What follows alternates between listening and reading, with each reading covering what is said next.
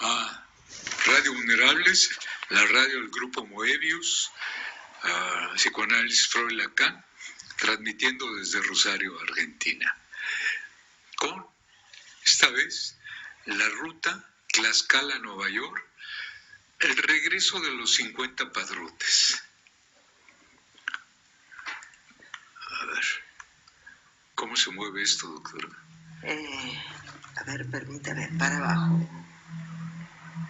Ahí está. Dice, el regreso de los 50 padrotes. Se viene lo peor. Yo estoy segura de que muchas personas se van a morir por mi culpa de ese maldito hotel y sus dueños. Me dice Paloma del otro lado del teléfono. Su voz tiene una mezcla de rabia y tristeza que eleva su potencia cuando intenta explicar la magnitud del foco de infección que es el Hotel Sagitario. Yo sé de al menos 50 padrotes en Nueva York que volvieron a sus pueblos en plena pandemia. De San Pablo del Monte, Tenancingo, Papalotla, San Cosme, Mazatecocho, y sin exagerar se regresaron como con 40 muchachas. Yo sé que al menos hay un padrote con coronavirus y como todos se acuesta con todas. Pero no debe ser el único. Por eso te digo, me pasé. Por eso te digo que seguro hay más contagios. A Paloma la conocí en un evento con sobrevivientes de explotación sexual. Gracias a eso accedió a hablar conmigo porque le aterra lo que ve en las noticias. El estado de Nueva York es el epicentro mundial de la pandemia, con hasta el momento 272,000 casos confirmados y más de 16,000 muertos. Su miedo crece cada vez que escucha que la cifra de contagios y fallecidos es especialmente alta en las comunidades latinas, donde viven los padrotes tlaxcaltecas. No les importó nada, se vinieron desde allá para seguir con su negocio. ¿Cuántos ventiladores creen que tiene nuestro pueblo para el coronavirus? No hay ni camas, reclama. Gracias a que Paloma ha pasado varias temporadas en la orilla de la vía corta, es que está convencida de que algún padrote con coronavirus ya pudo haber contagiado al menos a una chica que está bajo la vigilancia de los motos. Si esa mujer cumple con los 7 trabajos sexuales diarios que le ordenan los padrotes, y el factor de contagio del virus se estima en 8.3, según los cálculos oficiales del subsecretario López-Gatell, una sola persona pudo haber infectado a 57 personas en el Hotel Sagitario, que a su vez podrían infectar a más personas.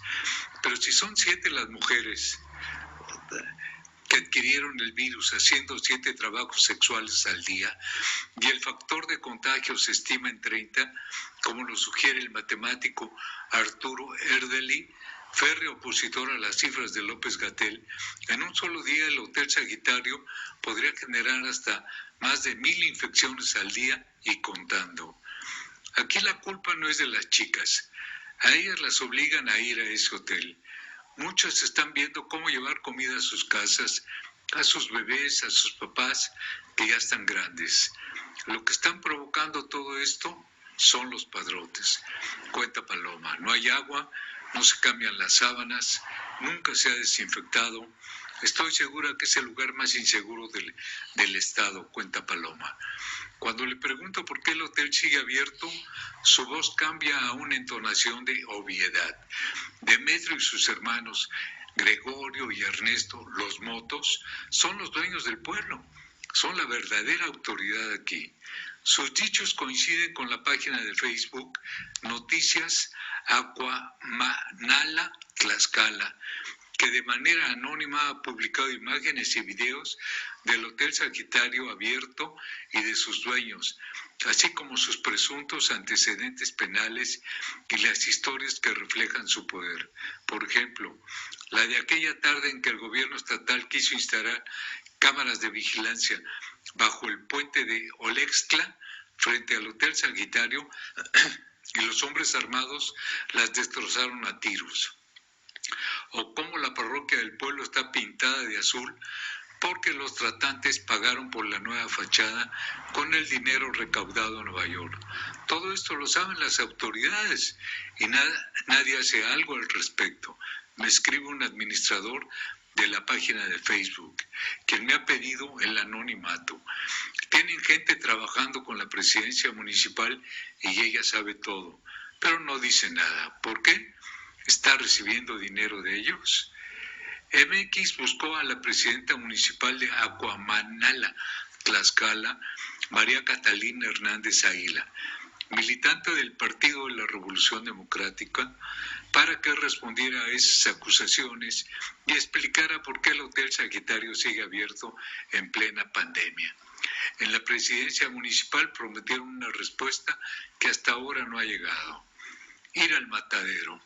Desde hace varios días, Paloma ya no pisa la vía corta.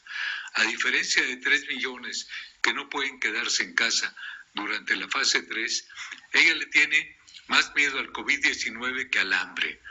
Empacó su ropa, sus pocos ahorros y se mudó temporalmente a casa de una amiga que ha estado en estricta cuarentena. Quiere estar tan lejos como pueda del Hotel Sagitario y de Tlaxcala, mientras explotan los casos de contagios y fallecimientos.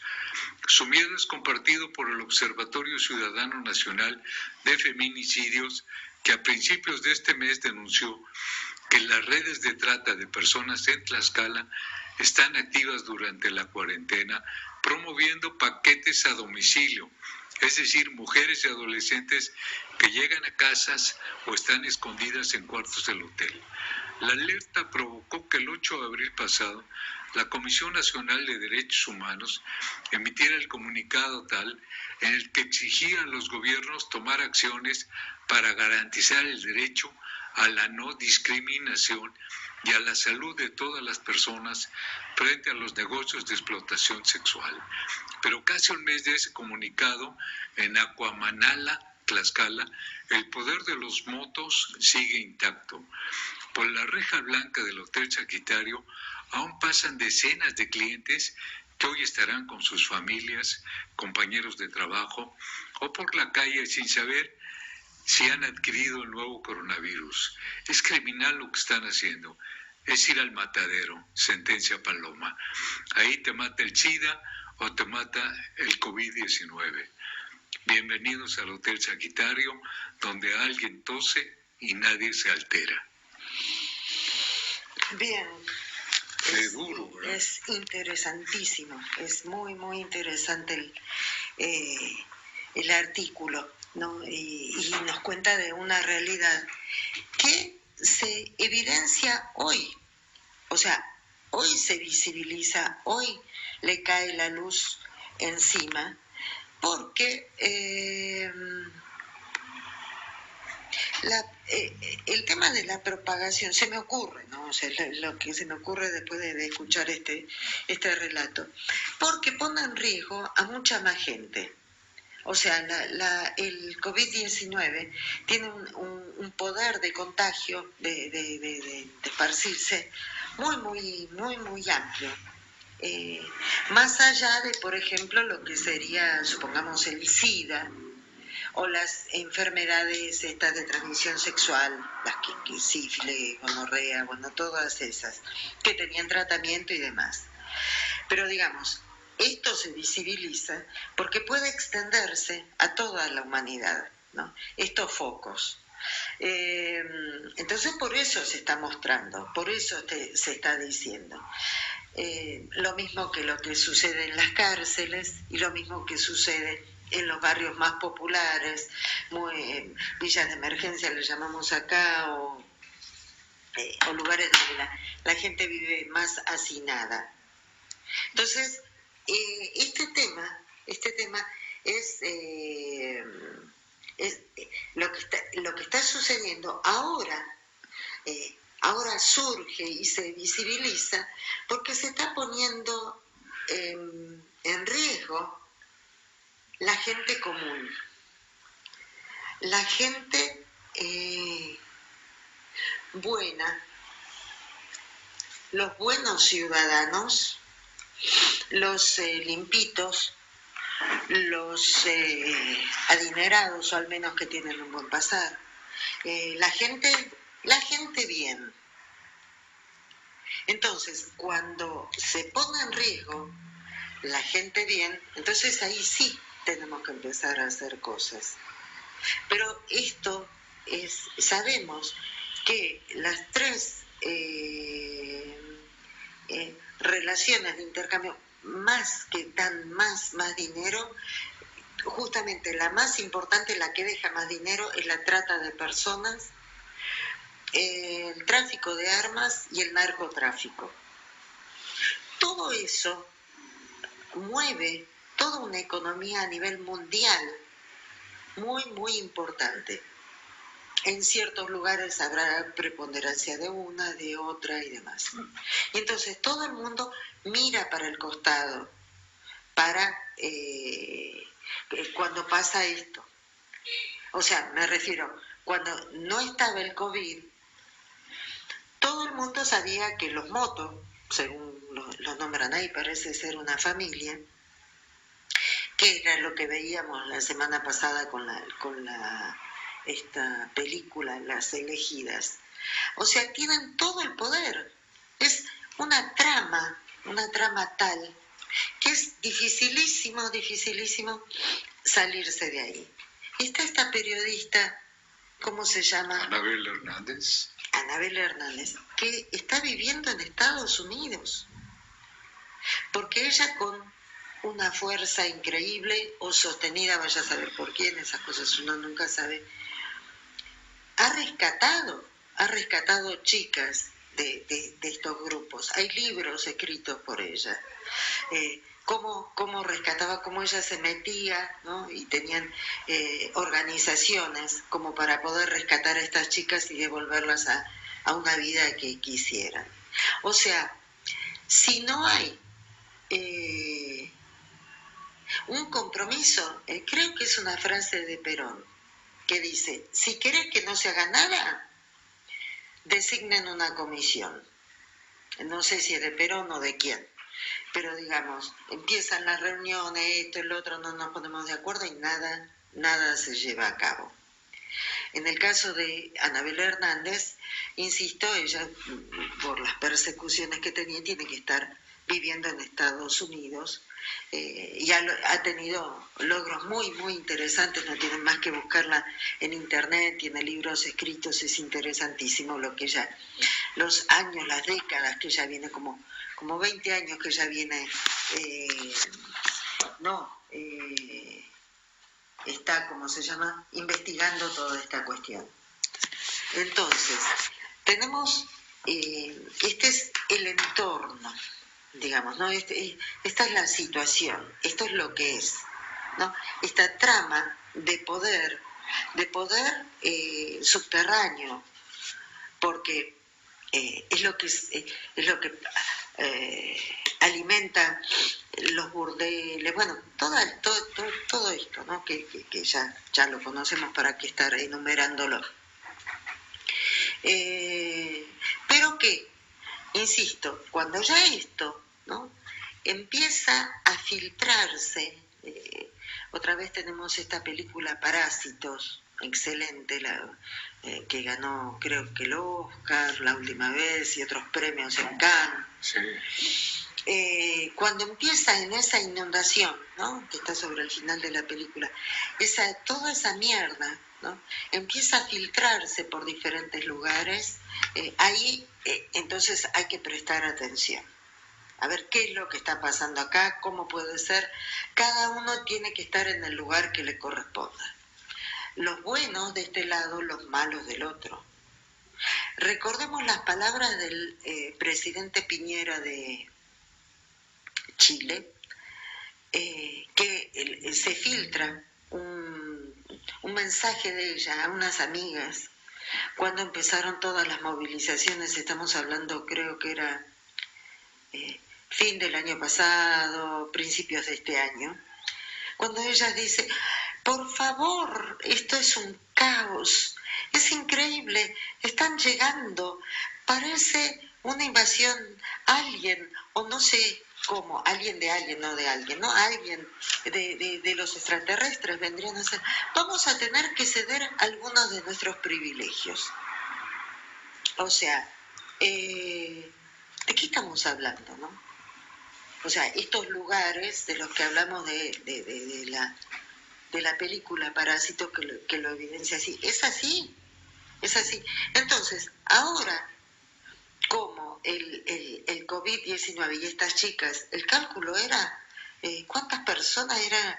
50.000 por día, en un día, 7 chicas trabajando 7 veces, ¿no? Haciendo 7 servicios, era algo así que en un día, algo así como más de 50.000 infectados podrían llegar a causar, ¿no? Si no escuché mal, algo así. Pero bueno, si no son 50, pongamos que sean 5.000, no me acuerdo la cantidad, ¿no? A ver si está por acá. Sí, 7 tenían que llevar como 10,000 pesos. Sí, pero ella habla de la cantidad, ¿no? Sí, ¿cuántos clientes tenía que tener ella, no? Dice, pero si son 7, haber infectado, no, 57.000, 57. Pero si son 7 las mujeres que adquirieron el virus haciendo 7 trabajos sexuales al día y el factor de contagio se estima en 30, como lo sugiere el matemático Erdely. 1.000 infecciones al día. No, es espeluznante realmente. Entonces,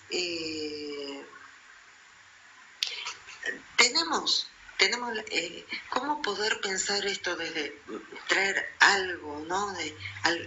De luz, no sé si de luz, pero poder pensar un poco esta situación.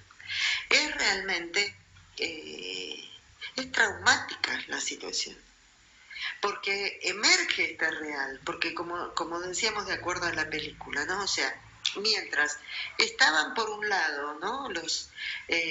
Todas estas actividades sotoboche, ¿no? Estas actividades clandestinas, ocultas, todo es como que funcionaba todo bien. Pero ahora esto empezó a crecer y a aparecer por otros lados, a ramificarse por todo el planeta. Entonces, es del orden de lo traumático.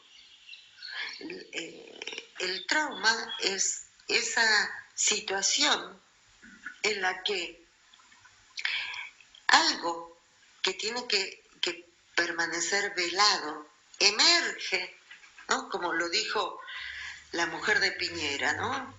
Algo que es totalmente extraño, que no tengo recursos como para poderlo pensar, emerge produciendo una rasgadura en la coraza antiestímulo que tenemos, porque todos tenemos que tener como un escudo, digamos, para poder andar por la vida, por la realidad, porque si no es como muy difícil la confrontación con la magnitud de lo real, ¿no? Lo que es el universo, digamos. Entonces uno tiene ciertos recursos como para poderse manejar, que eso tiene que ver con que uno dice, bueno, no puedo todo, pero sí tal vez voy a poder, o sea, uno con esa ilusión de que tal vez voy a poder, sigue andando por la vida y tiene estos momentos y encuentros satisfactorios, felices, ¿no?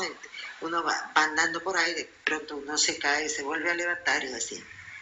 Pero esto es como el tsunami.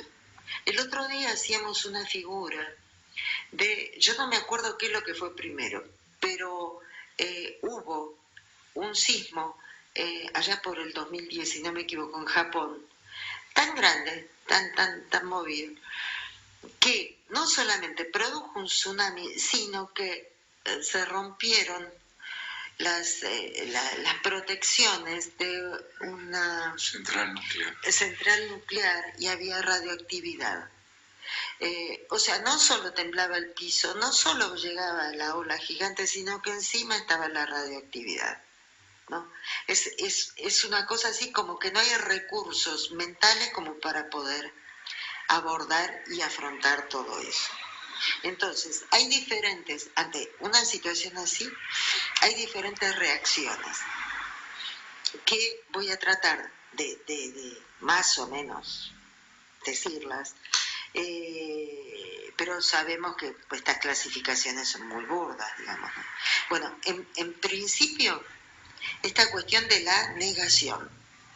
¿Hay algo del orden de la negación? Nada, no pasa nada, a mí no me va a pasar, esto no está así, que todo siga, porque no va a pasar nada y a nosotros no nos va a pasar nada porque somos los más poderosos del mundo, sea el país que sea, sean los motos, sean los... ¿Por qué? Porque ese lugar, ¿no? Por ejemplo, de los motos, es el lugar de los todopoderosos. Dicen ahí que hicieron pintar la fachada de la iglesia, ellos deciden, a nosotros, a mí, o sea, se creen centros del universo. Entonces, sacarlos de ese lugar por una circunstancia así es intolerable. Entonces empiezan a negar esa situación, empiezan a negar totalmente. Otra de las posibilidades es esta, la del sometimiento. No queda otra. O sea, la mayoría de estas chicas, ¿no? No les queda otra que el sometimiento, porque ese otro está puesto en el lugar tanto del todopoderoso que puede decidir la vida y la muerte, que si no hago esto,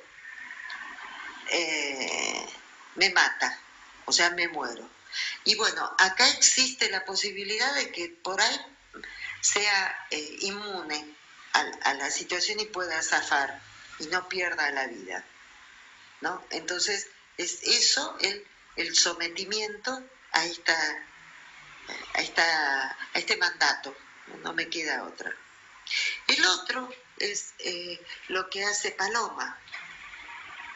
Paloma puede, de alguna forma, si bien ella trabaja, ¿no? Ejerce la profesión, pero se da cuenta de la magnitud del peligro que esto está trayendo, y entonces directamente prefiere guardarse, ¿no? Y se va a casa de su amiga para preservarse, ¿no? Ahora bien, ¿qué es lo que pasa con mujeres, como decía Paloma, que tienen padres muy mayores y tienen hijos y necesitan ese dinero para poder sobrevivir? Entonces, son circunstancias muy terribles, y que solamente con la intervención de la ley, ¿no? Como tiene que ser, digamos, tal vez denunciada por instituciones como la ONG de esta periodista Anabel Fernández, ¿no? Pero si no hay decisión política para intervenir en todo eso, esto va a ser muy, muy difícil, terriblemente difícil, porque los mismos ciudadanos, eso es otra cosa, ¿no? que funciona. Tienen miedo, los vecinos tienen miedo, ¿no? Ya sea porque están todos coludidos, como decía la protagonista, ¿no? de la revista, y Paloma no sé si lo decía también, pero todos reciben dinero. Entonces aquel que va a denunciar tiene miedo de hacerlo. Entonces, más vale no te metas, y solamente se genera, ¿no? Ahí el aislamiento, se genera el no compromiso, se genera pensar en uno mismo, se genera, y que no es ni más ni menos que la forma de el tema de la meritocracia que trae el neoliberalismo, ¿no? O sea,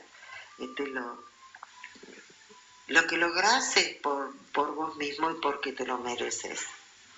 Entonces, pensamos en las diferentes posturas de estas mujeres frente a Y dijimos, la negación, de alguna forma la huida, que es lo que hace esta chica, y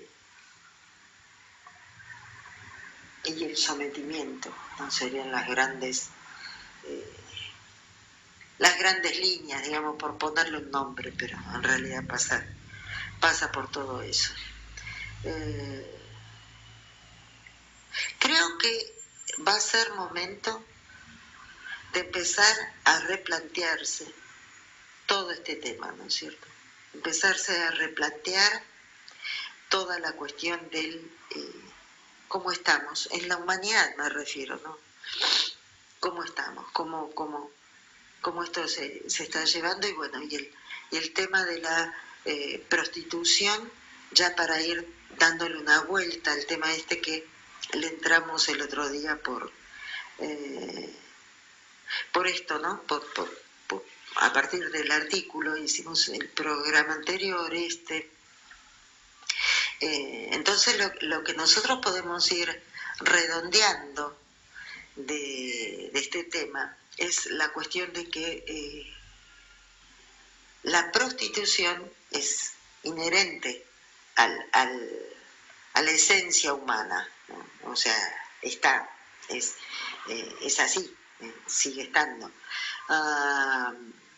Recordemos aquella frase del Analízame, creo que era la película que Robert De Niro era un paciente. Sí, pero era un mafioso. Y Billy Crystal, que era el psicoanalista, lo sacó de la cárcel, no sé cómo era, pero tenía que estar en la casa de él. Y resulta ser que le habían traído una prostituta. Y entonces se sentían, y ellos estaban desayunando, Billy Crystal y la familia, entonces sube, le golpea la puerta y le dice, escúcheme, ¿de qué se trata esto? Dice, no, usted no sabe las cosas que me hace y las cosas que le hago. Desde, qué sé yo, las poses, el sexo oral y no sé qué. Y entonces le dice Billy Crystal, pero ¿y con su mujer qué? No, ¿cómo la madre de mis hijos va a hacer cosas por el estilo? No.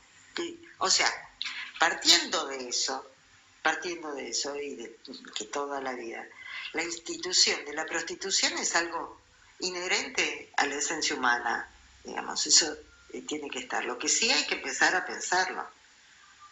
Empezar a pensar, porque nosotros hacíamos la salvedad, que una cosa es esta cuestión de la trata de personas, y que aparte, una cosa es la prostitución de personas adultas, y otra cosa es cuando aparece toda esta cuestión de con los niños, ¿no? Todos los Illuminati, todas esas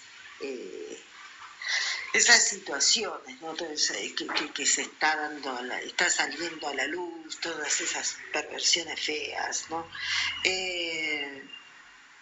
Entonces, circunscribiéndonos a lo que es la prostitución, una cosa es la decisión propia de prostituirse, o sea, tomarlo como una profesión y hacerlo, y otra cosa es quedar como esclava sexual de estos grupos o de estos padrotes, de estos rufianes que las tienen, en este caso a las chicas, de esa forma. Entonces, bueno, tanto esto como lo que trabajamos la vez anterior, más 2 o 3 películas donde hacemos el análisis, por ejemplo, Joven y Bonita, que es una película francesa donde una chiquita adolescente decide ser prostituta, después en la otra Princesa es otra película, o sea, como para poder ir pensando qué es lo que pasa exclusivamente en la cabeza, digamos, de estas chicas que deciden prostituirse, mientras que en la película las elegidas es esta chiquita que es raptada y pasa a ser una esclava sexual, ¿no? Entonces, bueno, vamos ya, ahora después de esto, ya vamos a armar una página con todos estos puntos donde está todo relacionado. ¿Cómo ves? Me parece que hay algo que es muy interesante, muy importante, Sí. que es el papel del Estado, ¿no? Sí. Que es como el segundo padre, ¿no? Muy importante. Y que, bueno, se ve, bueno, en México así, en corto, se puede pensar que hay un Estado fallido, ¿no? Hay un presidente con mucho miedo, muy cobarde, que dice que no reprime, pero él no entiende que una cosa es no reprimir y otra cosa poner límites, ¿sí? Porque con este argumento de que no reprime, simplemente dejar hacer y dejar pasar, no, deja que todo se permita y que según él sean los ciudadanos, el pueblo, sabio que le llama, resuelvan las situaciones, ¿no? Entonces, por ejemplo, este padre, como el Estado, en Cuba, por ejemplo, tiene otro comportamiento, ¿no? Con respecto a la prostitución, ¿no? Está muy controlada la prostitución, se supervisa a las prostitutas médicamente, hay un seguimiento total con ellas y ¿cuántos años tiene de que le hicieron, que decidieron el bloqueo? Y ese fenómeno está muy controlado, el de la prostitución. Y eso que en Cuba el psicoanálisis no ha aprendido, ¿no?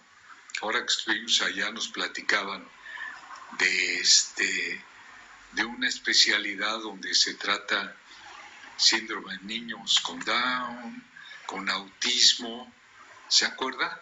Era una licenciatura, algo así como en personas desechables, algo así, ¿se acuerda? No me acuerdo el nombre, pero sí nos impresionó esa especialización que decíamos, ¿de dónde sacan eso, no? Parece ser que ellos se formaron en Rusia, en la Unión Soviética, pero bueno, no hay nada de psicoanálisis en Cuba, ¿no? Pero aún así todo esto está controlado, ¿no? Toda esta gente, ¿no? A lo que, pues vea aquí nada más esto, sin ir tan lejos, aquí en creo que estoy en México, en la Merced, ¿no? Una zona que está en el pleno centro de la ciudad, yo creo que son 30 prostitutas o 40, me ando quedando corto, ¿no? Y que ahí hay una serie de hoteles, y que no nada más es un Sagitario, quién sabe cuántos habrá, ¿no? Y que el Estado no hace nada, ¿no? Recuerdo que se había abierto justamente Andrés Manuel López Obrador, cuando era jefe de gobierno de la ciudad, había abierto una casa para las prostitutas viejas, por así decirlo, que ya no trabajaban. Nosotros estuvimos, ¿cuántos intentos hicimos para poder hablar con estas personas? ¿No? O sea, poder llevarle cine. Nunca pudimos llegar, nunca. Quiere decir que es lo que ellas puedan decir, lo que ellas puedan denunciar. No las dejan salir. No, exacto. Porque tienen miedo que se vayan a prostituir en la calle. Pero ya estaban muy grandes. Oh, doctora, todavía jalan muchos clientes. Sí. En eso, niños, viejas, jóvenes, todo tiene mercado, ¿no? Uh-huh. Entonces, pero yo creo que, bueno, aquí vemos en Argentina cómo se ha contenido porque ha habido un Estado que interviene, ¿no? Y además el nivel educativo aquí es muy diferente, ¿no? Muy distinto, ¿no? Varía mucho, ¿no? Uh-huh. Bueno, vamos que tenemos que ir entrando al teatro. ¿Qué le parece? Bien, muy interesante cómo está tan difundido el teatro, que lo que comentan que en ningún lugar del mundo hay este nivel de afición al teatro, ¿no? Ujú. Sí, en México. Pero en parte también porque, digamos, este teatro abierto que tienen aquí permite el acceso. Es como los libros, ¿no? Dice, no, hay que leer. Sí, pero ¿sabes cuánto cuesta un libro? No es que no quiera leer. Bueno, ahora el Fondo de Cultura Económica ha puesto Bueno, sí, últimamente. muy barato. Sí, también. últimamente. Sí, ¿no? sí, muy barato. Pero igual el teatro en México, ¿se acuerda alguna vez que fuimos allá? Sí. 500 pesos un boleto. Y más también. Qué locura, ¿no? Sí. Entonces, si hubiéramos tenido un teatro como el de aquí, teatro abierto, que era pues gratuito por cooperación, que yo creo que otro hubiera sido, porque la gente tiene inquietud allá cuando hay una exposición, pintura importante, y eso son colas y colas y colas, ¿no? Ujú. Pero está accesible, ¿no? Lástima que el teatro no, pero aquí sí está muy bueno Bueno. el teatro. Bueno, ahí seguiremos entonces. Será hasta el domingo que viene, que Si no el sabemos virus que... lo permite. Pero hay mucha gente que no se escucha. Ah, qué bueno. Sí, se ve Y que... agradecerles. Sí. Ojalá les sirva para reflexionar un poco, para Sí, somos... distraerse, ¿no? Ujú. Esa es la idea, por eso estamos haciendo todos estos espacios, digamos, justamente para poder, bueno, traer algo, ¿no? Una charla, una distracción, algo de ser más Sí, llevadero. salir de este tema, porque prende uno el radio, la televisión, es el virus por todos lados, ¿no? Sí, ya lo alucina uno. Sí, tal cual. Bueno, Nos el otro vemos. día, ayer, le estaban haciéndole una entrevista a Roger Waters, el de Pink Floyd, The Wall. Y entonces, que cómo estaba, que estaba haciendo, y dice, esto del coronavirus me ha traído, es interesante porque me ha permitido hacer cosas que yo no las hubiera hecho. Por ejemplo, haber estado 1 hora y media viendo un tema, no me acuerdo ahora, pero era muy interesante. Creo que era algo que tenía que ver con los años 50, no me acuerdo si tenía que ver algo de arte y demás. Yo jamás me hubiera dado el tiempo para eso. Entonces, bueno, acá estamos, tratando de hacer, sí, de acompañarnos en estos momentos que estamos todos medio... Y adaptarnos, ¿no? Sí. Bueno, hasta la próxima. Hasta la próxima será. Y ya, en 3 minutos ya estamos con Teatro Abierto. Teatro Abierto.